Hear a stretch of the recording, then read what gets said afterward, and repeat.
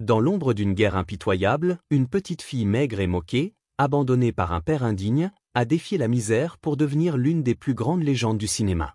Sophia Loren, née dans la douleur et la pauvreté, a transformé ses blessures en triomphe, mais son chemin fut semé de scandales qui ont secoué l'Italie. Une liaison interdite, un mariage accusé de bigamie, une peine de prison pour fraude fiscale. Derrière l'éclat des Oscars et des tapis rouges, sa vie est une saga de tragédie et de résilience, un combat constant pour trouver la paix. À 90 ans, elle réside dans un sanctuaire élégant à Genève, un refuge où les échos de son passé ou amour, perte et scandale où résonnent encore. Plongeons dans l'histoire poignante de cette icône, des ruelles sombres de Pozzuoli aux demeures somptueuses qui ont abrité ses joies et ses peines, une vie où chaque victoire fut arrachée au prix de larmes et de courage. Sophia Loren, née Sofia Costanza Brigida Villani Cicolone le 20 septembre 1934 à la Clinica Regina Margherita de Rome, a vu le jour dans un monde déchiré par la guerre.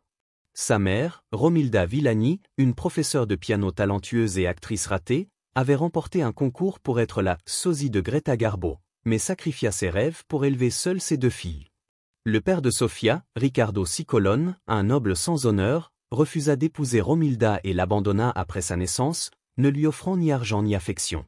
Sofia ne le vit que 3 fois, à 5 ans, à 17 ans, et sur son lit de mort en 1976, lorsqu'elle lui pardonna, bien que la douleur de son absence restât une plaie ouverte. « Je n'ai jamais eu de père », dira-t-elle, la voix brisée, portant ce vide comme une ombre tout au long de sa vie. Élevée à Pozzuoli, près de Naples, dans un appartement exigu partagé avec sa mère, sa sœur cadette Maria, née en 1938, et sa grand-mère Luisa, Sofia grandit dans un foyer où l'amour et la résilience étaient les seules richesses. La faim était une compagne constante, un pain devait durer des jours, et les nuits étaient hantées par les sanglots de Romilda face aux dettes. Pourtant, Romilda, malgré ses ambitions brisées, transmit à ses filles discipline, dignité et une force intérieure indomptable. Mais pour Sofia, l'enfance fut cruelle. Timide, maigre, surnommée « cure-dent » ou « bâton » par les enfants du quartier, elle se sentait invisible, ses grands yeux sombres et sa démarche maladroite la rendant cible des moqueries.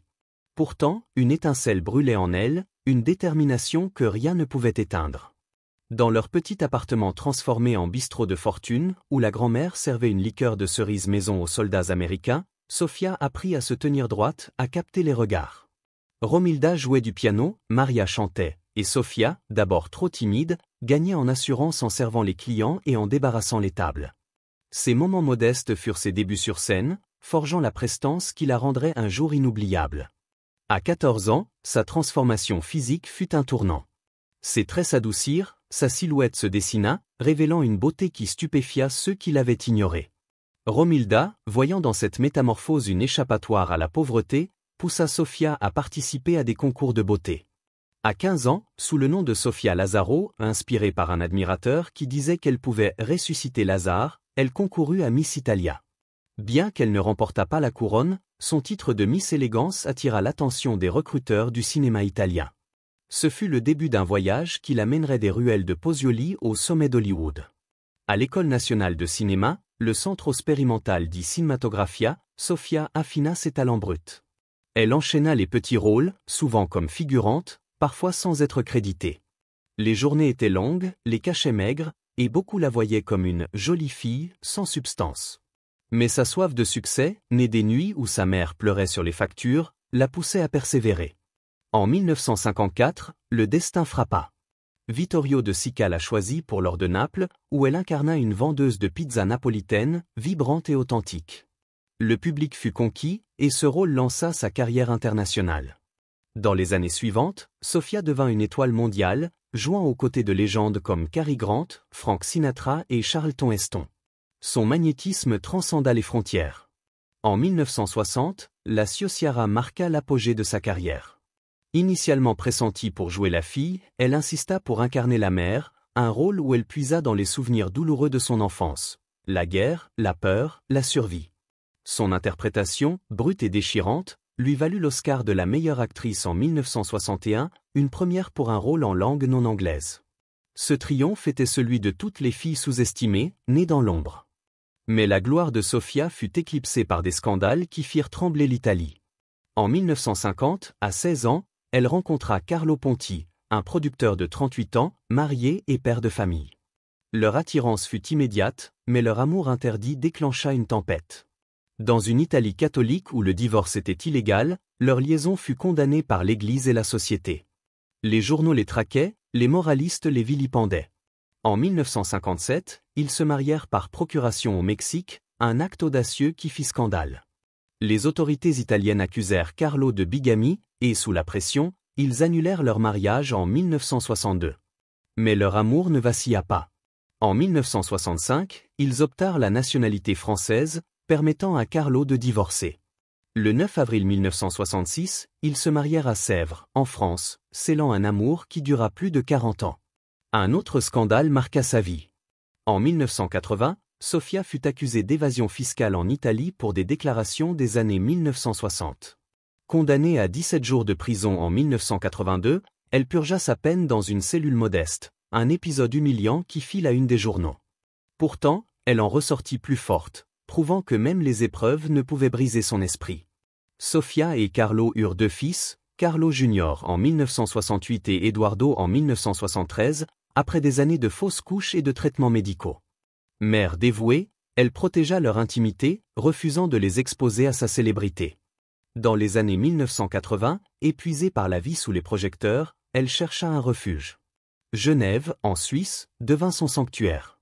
Avec Carlo, elle acheta un appartement élégant dans la vieille ville, dans un immeuble du XVIIIe siècle. « Genève est l'endroit où je me suis sentie en sécurité », écrivit-elle en 2014.